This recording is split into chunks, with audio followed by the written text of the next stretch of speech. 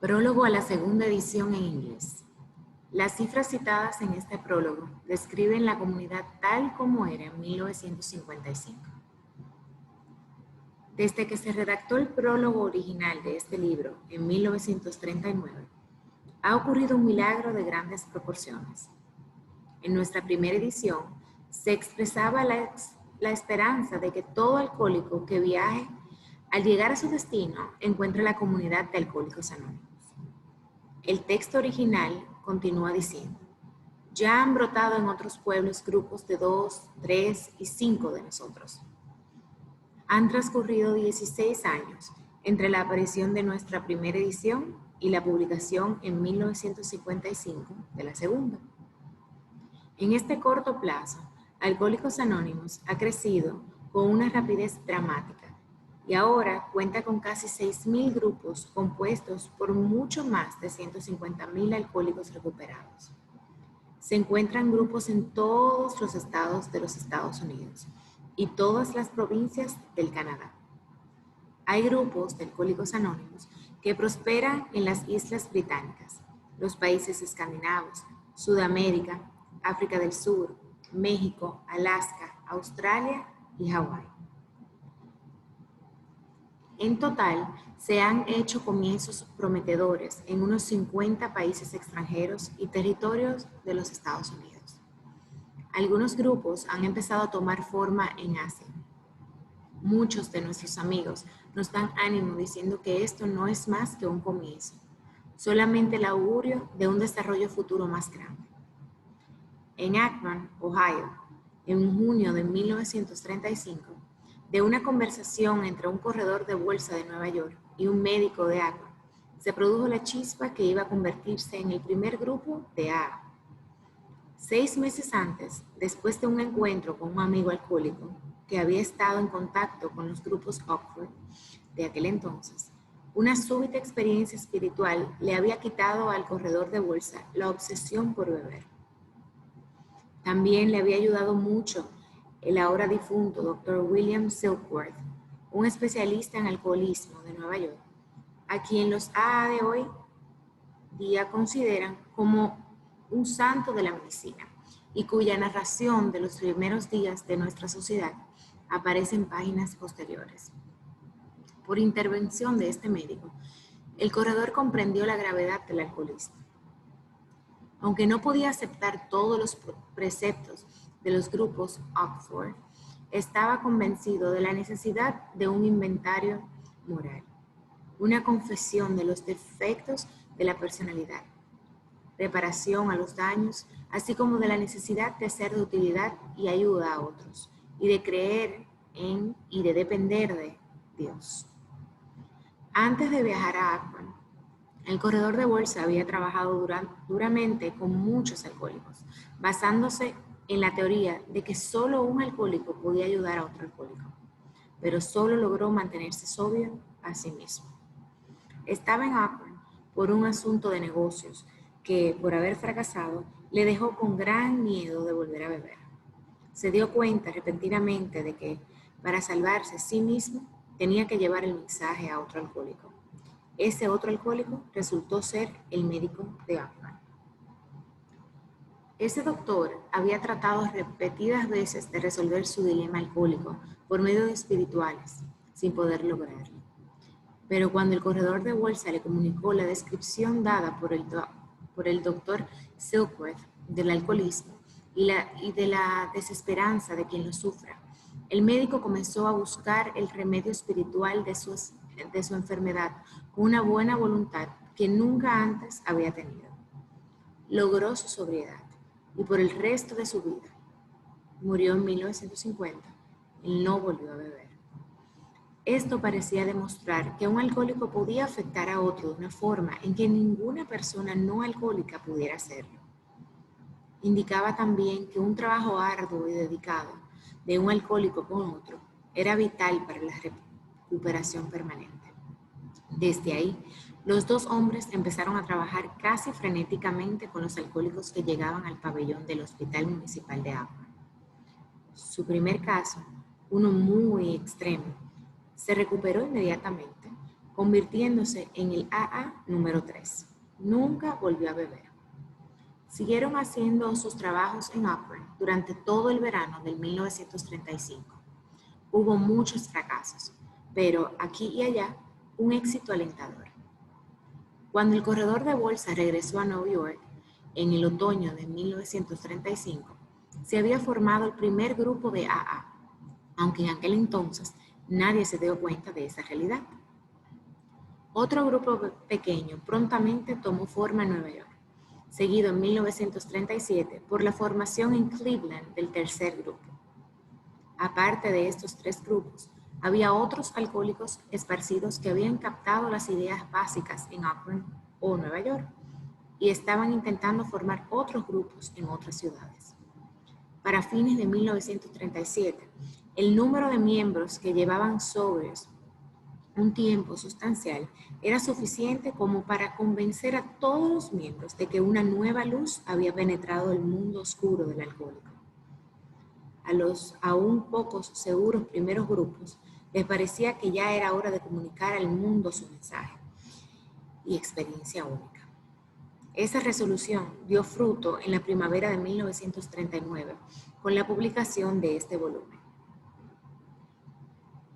En esta fecha había alrededor de 100 miembros, hombres y mujeres.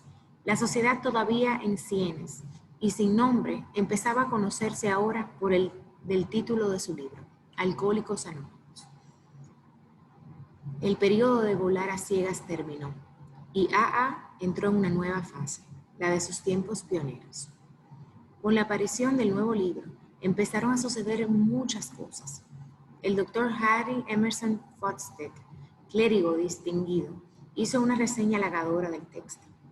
En el otoño de 1939, Fulton Arsler, editor en aquel entonces del Liberty, publicó un artículo en la revista titulado Los alcohólicos y Dios.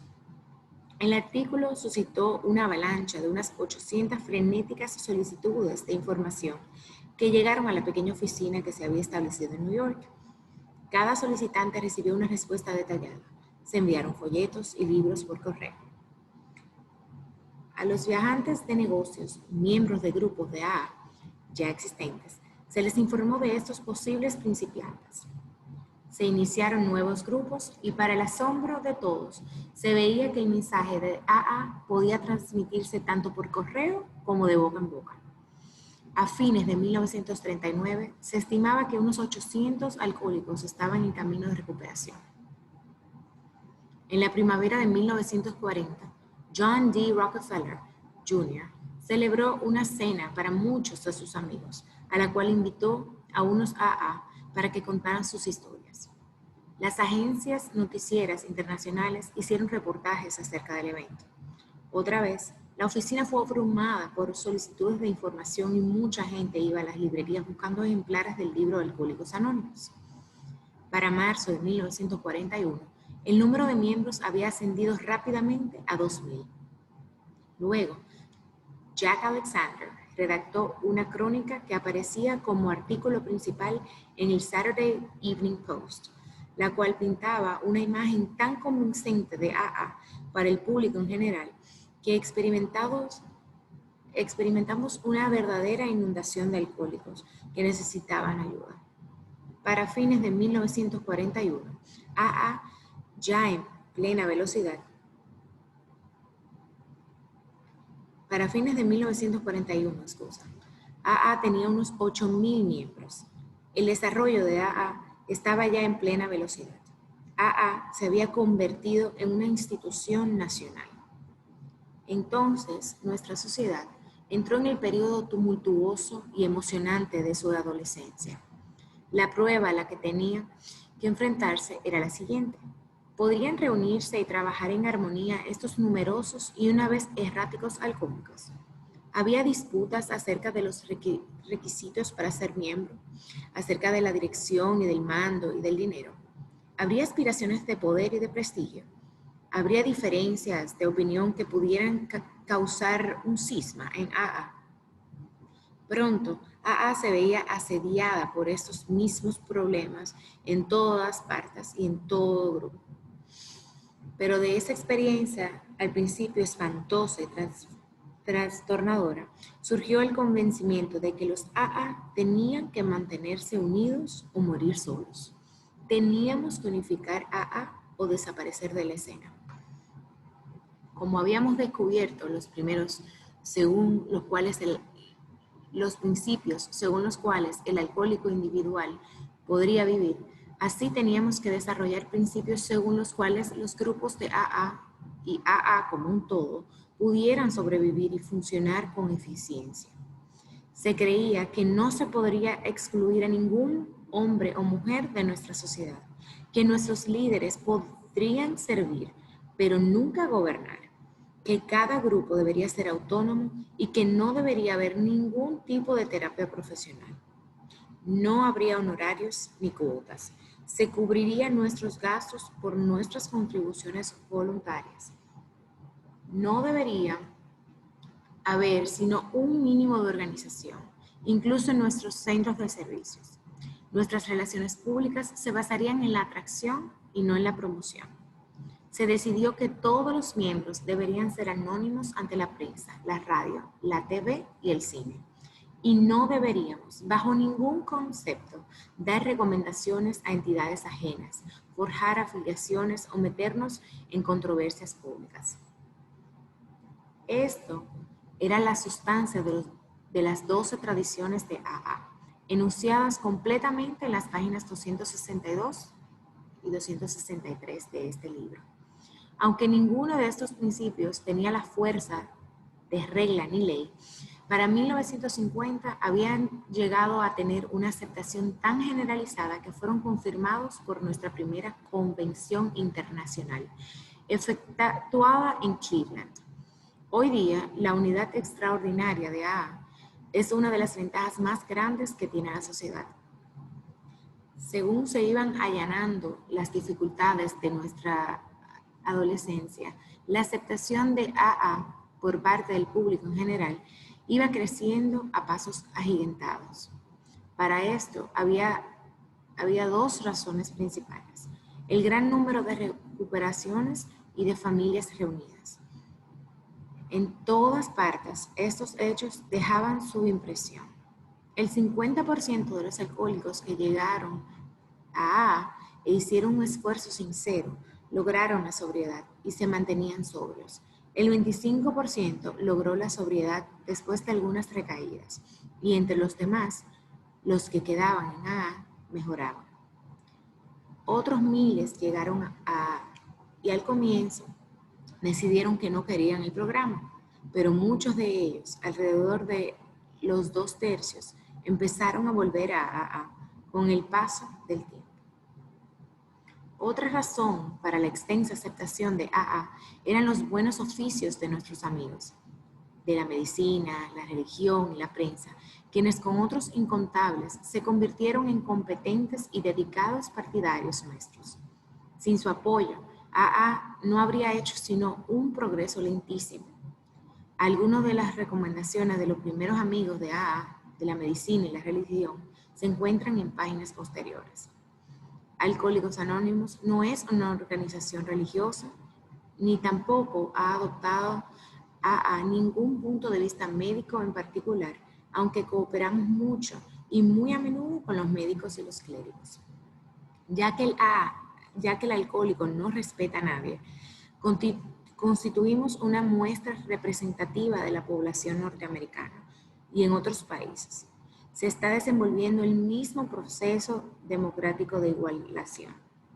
Entre nuestros miembros contamos con católicos, protestantes, judíos e hindúes, así como con algunos musulmanes y budistas. Más del 15% de los miembros son mujeres. En la actualidad, el número de miembros va aumentando en un 20% cada año.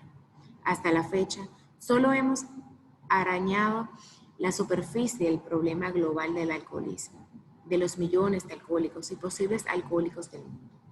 Con toda probabilidad, nunca podremos tocar más que una fracción razonable del problema del alcohol, con todas sus ramificaciones. Ciertamente no tenemos el monopolio de la terapia para el alcohol. No obstante, Nuestra gran esperanza es que aquellos que todavía no han encontrado una respuesta puedan empezar a encontrarla en las páginas de este libro y que pronto se unirán con nosotros en el camino de una nueva libertad.